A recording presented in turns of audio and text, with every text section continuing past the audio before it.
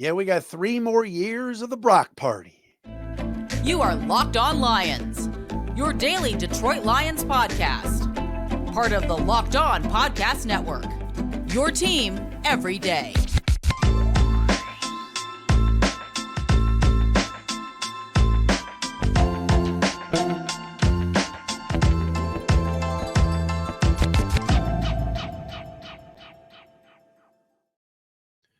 What is happening, everybody? Matt Dery with you on a Wednesday edition of Locked On Lions right here on the Locked On Podcast Network, your team every day on a Wednesday, April 3rd and a Thursday, April 4th.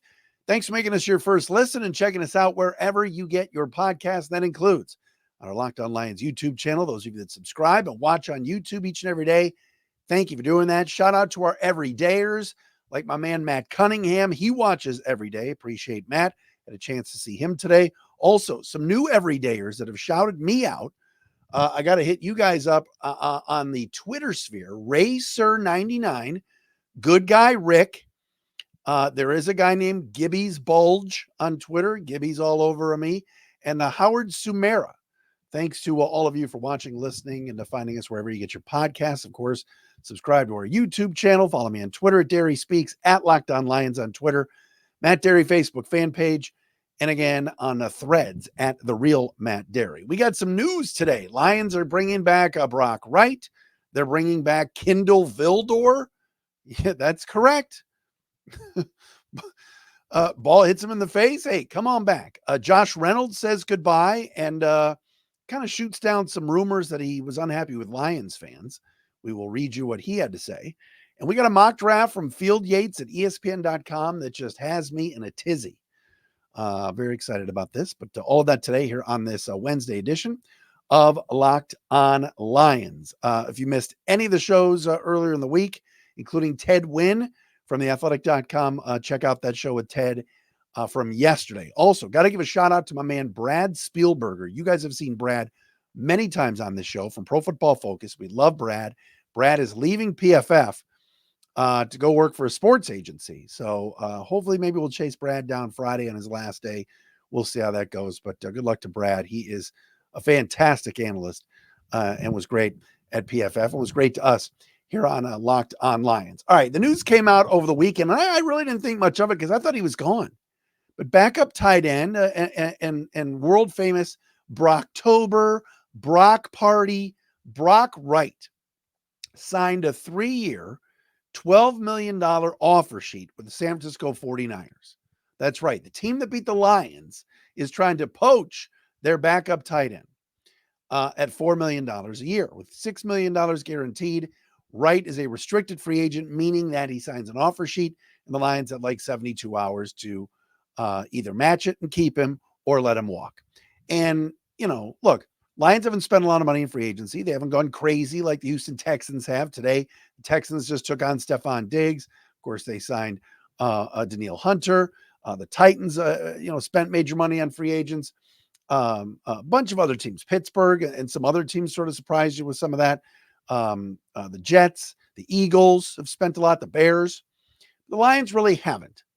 And so I just figured with James Mitchell, with Anthony Firkser, with the draft, that the Lions would let Brock Wright walk. But today, according to Adam Schefter, the Lions have matched the offer sheet for the Brock party. And so the backup tight end, the blocking tight end, will return and make $4 million a year for the next 3 years.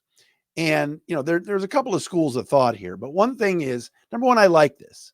All right, and I'll tell you why. Again, it's continuity. Brock Wright is a good football player. He's fine. All right. The Lions have a star in tight end Sam Laporta, arguably a top 3 tight end in the NFL right now as a rookie. He's that good.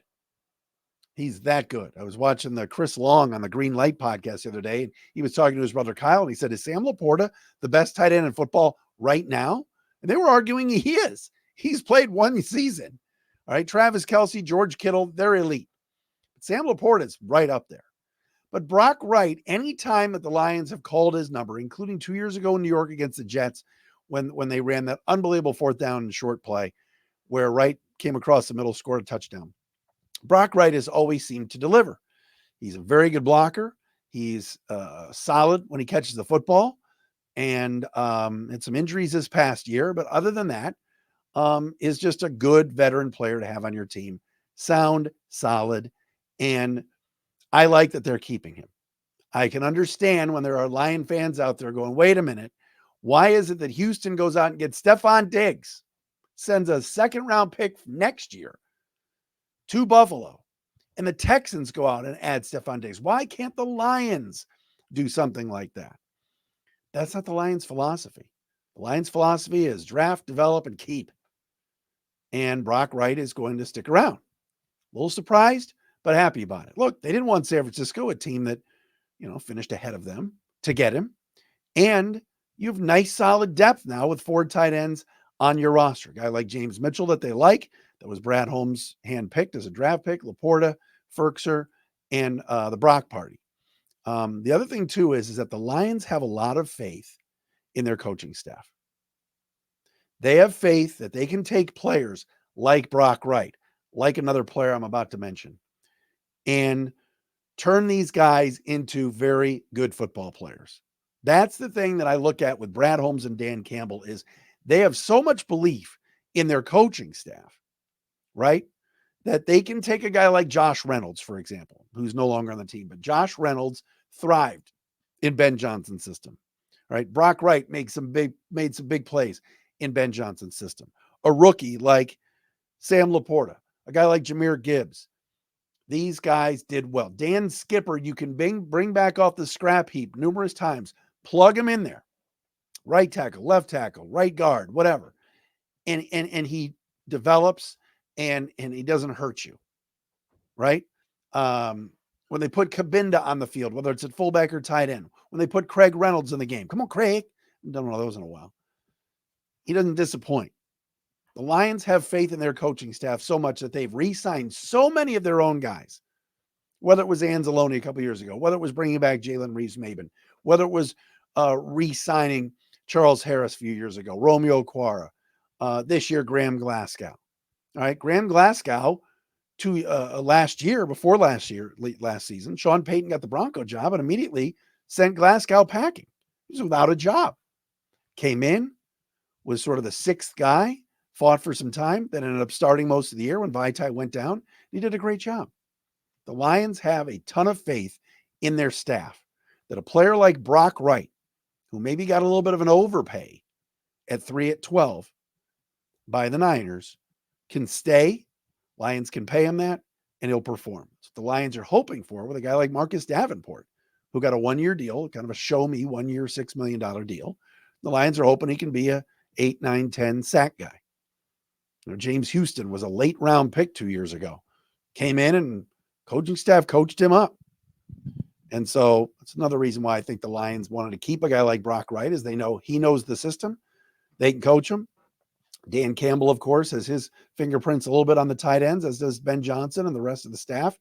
And that's why a guy like that is sticking around. I like Brock Wright. Anytime you put him in the game, he seems to perform and does his job. So Lions are keeping number 89 around. Another surprise signing today, maybe it's a bigger surprise, is that the man who's best known for the ball hitting him in the face mask in the NFC Championship game, Kindle Vildor, is back. We will explain that coming up next, right here on Locked On Lions. And if you're looking for tickets for any kind of event, and that includes opening day in 2 days down at Comerica Park, Gametime is now an authorized ticket marketplace for Major League Baseball, which makes getting tickets even faster and easier. Prices on the Gametime app actually go down the closer it gets to first pitch. With killer last-minute deals, all-in prices, views from your seat, and their lowest price guarantee, Gametime takes the guesswork out of buying MLB tickets. You guys know I'm a big Cleveland Guardians fan, all right? I don't love Comerica Park. I'm going down there Friday. I will be at opening day, so if you see me, come up and say hello. But, hey, you get your tickets right now. Go to the Gametime app and head down to opening day to see the Tigers take on the juggernaut, Oakland Athletics. Browse through the Gametime app and talk about opening day being something that makes you happy. makes you excited. You need tickets, go to the Gametime app. It is simple. Last minute tickets, flash deals, zone deals. They got it all. All right. With the all-in pricing, this feature, you toggle this feature and shows the total up front with no surprise fees at the end. Views from your seat are great. We love that as well. Take the guesswork out of buying tickets with Gametime. Download the Gametime app. Create an account and use code LOCKEDONNFL for $20 off your first purchase. Terms apply. Again, create an account, redeem the code LOCKEDON NFL for $20 off. Download the Gametime app today. Last minute tickets, lowest price guaranteed.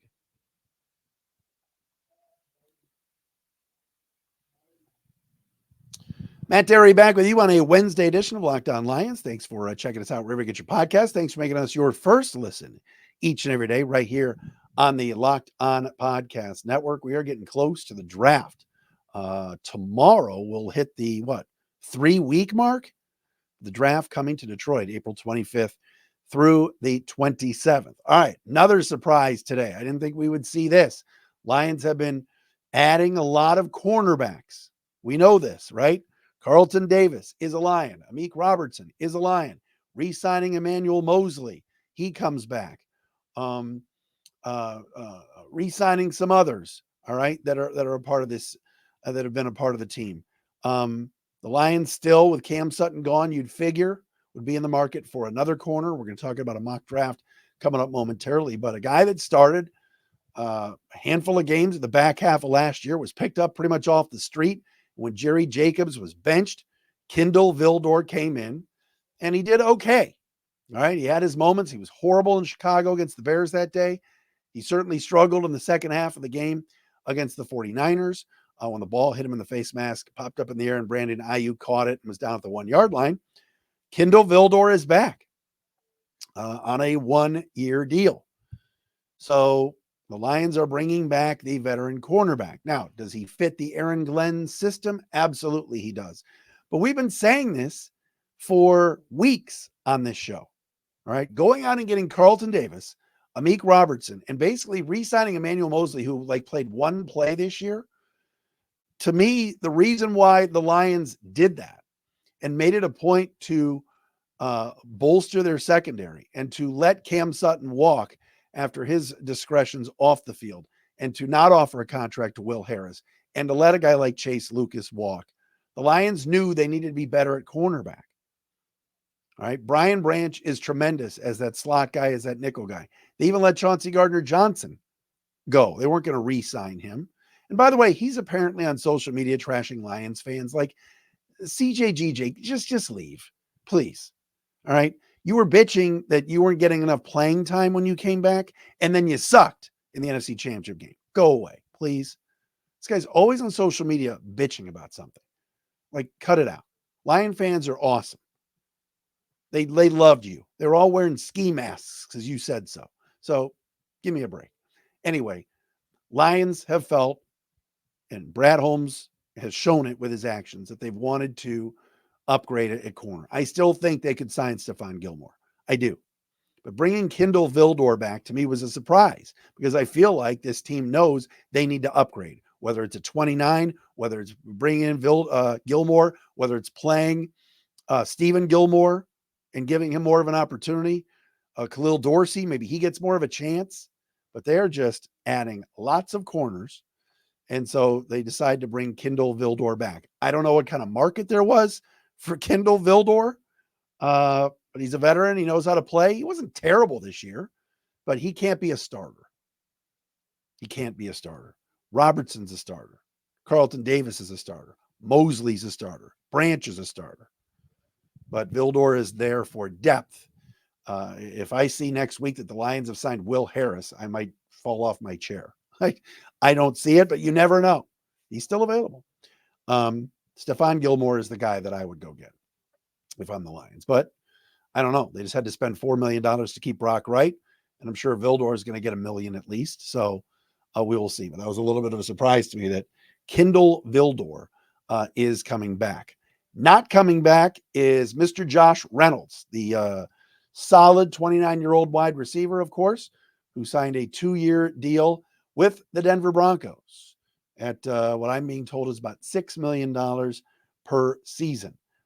Josh Reynolds put on his Instagram today at Mr.Reynolds11 a message for Lions fans. Now, our buddy Jeff Risdon at the Lions Wire had reported the other day that he had heard that there were some folks in Reynolds' camp that were unhappy with how the Lion fans were treating Josh following his 2-drop performance in the NFC Championship game.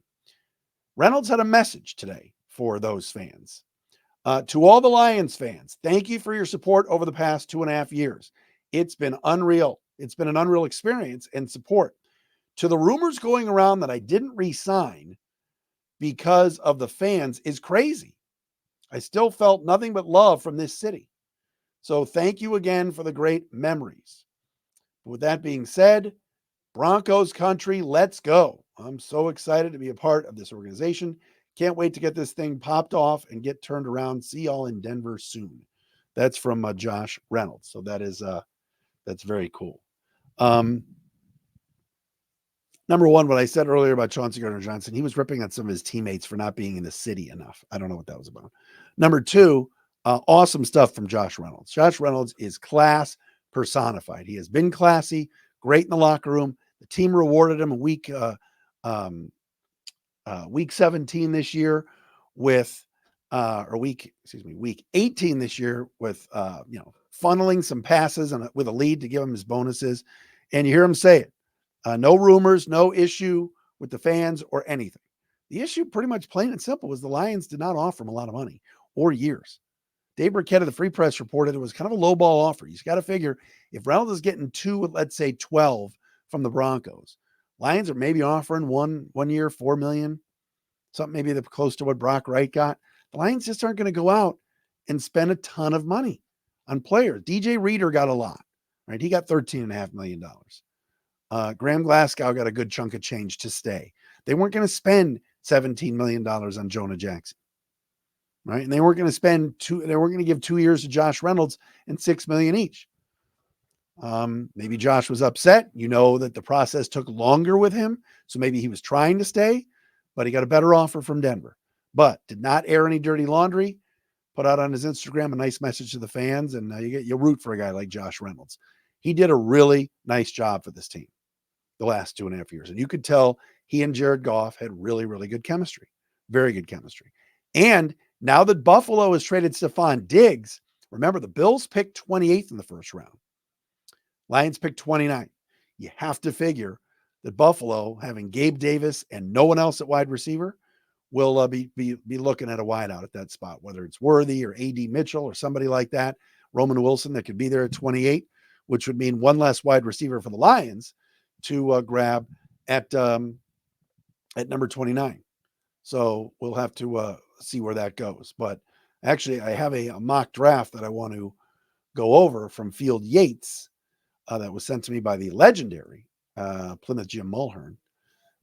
Because you think about the Bills, I was just going to find this message. Sorry about this, folks. In Field Yates's mock, I'm going to go over it in a second. He does have the Bills taking Xavier Worthy, the wide receiver. So that should not surprise anybody if that comes to fruition now that Stephon Diggs is gone. And I know there's some people go, why did the Lions go get Stephon Diggs? Stephon Diggs was not liked in that locker room last year. You could tell he had issues on the sidelines with Josh Allen. That is not the kind of player that Brad Holmes, Sheila Hamp, Dan Campbell look for. Culture is very important here. So Stephon Diggs is good, but he's also 31 and has diminishing skills. All right. I want to give you this Field Yates, ESPN.com insider mock draft because the pick at 29 is who I want for the Lions. So I'm very excited about this. I haven't seen this name in a while, and it got me all excited. So we will do that coming up next here on this, Wednesday, Locked On Lions. All right, folks, FanDuel has got you covered if you are looking to put some money down. Right now, sports calendar is loaded, and FanDuel is making it even more exciting to get you in on the action. Because right now, new customers get $200 in bonus bets with any winning $5 bet. That's $200 you can use to bet the NCAA tournament, Final Four this weekend, MLB, NBA, NHL, and so much more. Tigers are playing a doubleheader tomorrow against the Mets. Get in on it with our friends at FanDuel. Visit FanDuel.com/lockedon. That's FanDuel.com/lockedon and make your first bet a big win. FanDuel, America's #1 sportsbook.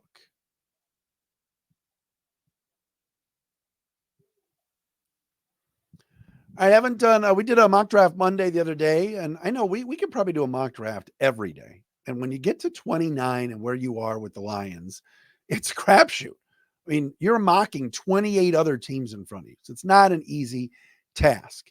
And as we talked about last week with Chris Burke, and some of you have chimed in on this on Twitter at Dery Speaks, what if we get to 29 in the first round and Brad Holmes trades back? All those Lion fans are going to be there by the stage and out in that giant park, everything downtown are going to be pissed. But Brad Holmes has to do what's right for the organization. But I wonder if in the back of his mind, he's going, I better draft a player here and not wait. You just wonder if that's going to happen. Because 29 is a primo trade down spot. But Field Yates from ESPN and ESPN.com did his mock draft, the latest mock draft today. And he at number 29 selects for the Lions cornerback from Iowa, Cooper DeJean. I love this kid. I've told you this is my first choice for the Lions because I think Cooper DeJean can do everything. Punt return, kick return, put him at receiver, cornerback. He can do it all. And Field Yates writes, cornerback was already a priority for Detroit prior to the release of Cam Sutton, and now it feels like an early must-have in this draft. DeJean would join former Iowa teammate Jack Campbell in Detroit and provide a boost to the Lions secondary. He's springy with exceptional man coverage skills and on-ball production, 7 INTs over the past 2 years. GM Brad Holmes and Coach Dan Campbell would surely be drawn to DeJean's toughness and willingness as a tackler, 2 traits that also lead evaluators to think he could be the best safety in the class if he moved to that spot. Interesting. So the Lions only have 2 safeties right now. But I view him as a corner and a really good one. That is from Field Yates. Now, again, Xavier Worthy went a pick ahead of the Lions at 28. Kingsley Suamataia, the offensive tackle from BYU and cousin of Penei Sewell, went a pick after the Lions. Ennis Rakestraw, who many people feel like could be a Lions pick, went number 32 to the Kansas City Chiefs. And this is actually a 2-round mock draft. So in this second round, where is it? Field Yates has the Lions at 61, taking Jalen Polk, the wide receiver from Washington. We saw him, of course, against Michigan this year. So you get a speed burner receiver at 61, and you get Cooper DeJean at 29. I would sign up for all of that. I would absolutely love that. Also in this mock, he's got Caleb Williams 1, Jaden Daniels 2, Drake May 3, Marvin Harrison 4, and the Vikings moving up to 5, trading with the Chargers to, go get J.J. McCarthy.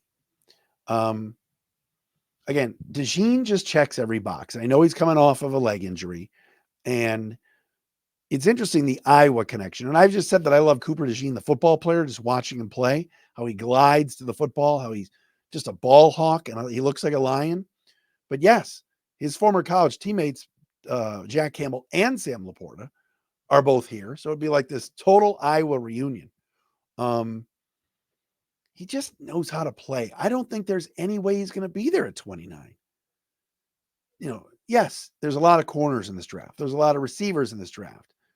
I would understand if people would say, well, you're not going to, there's so many corners and there's better ones than DeJean, and there are. But I just think he fits for what Detroit is looking for. First corner that goes off the board in this mock draft is Quinyon Mitchell at 15 to the Colts. And then Terrion Arnold, 17 to Jacksonville. Nate Wiggins, 22 to the Eagles. A lot of people have the Clemson cornerback mocked to Philadelphia. And then DeJean would be the number 4 corner, taken by the Lions at 29. And then, as I mentioned, Rakestraw at 32. So Polk, the wide receiver, at 61. I would love that. and DeJean at 29 to the Lions. Sign me up. Sign me up. I would absolutely love that. All right. This has been a Wednesday edition of a Locked On Lions. Is it really supposed to snow tomorrow? Is that really what's going on here? It's April. It's April in the D. So if it does snow tomorrow, everybody be safe. I will be back tomorrow with another edition of Locked On Lions right here on the Locked On Podcast Network. Appreciate you making us your first listen, checking us out wherever you get your podcast. Thanks everybody that chimes in on our Locked On Lions YouTube channel. I'll go through some of the YouTubers, hopefully maybe tomorrow or Friday, and give some shout outs as well. But appreciate all of you checking us out daily right here on Locked On Lions. We are back again tomorrow on this program.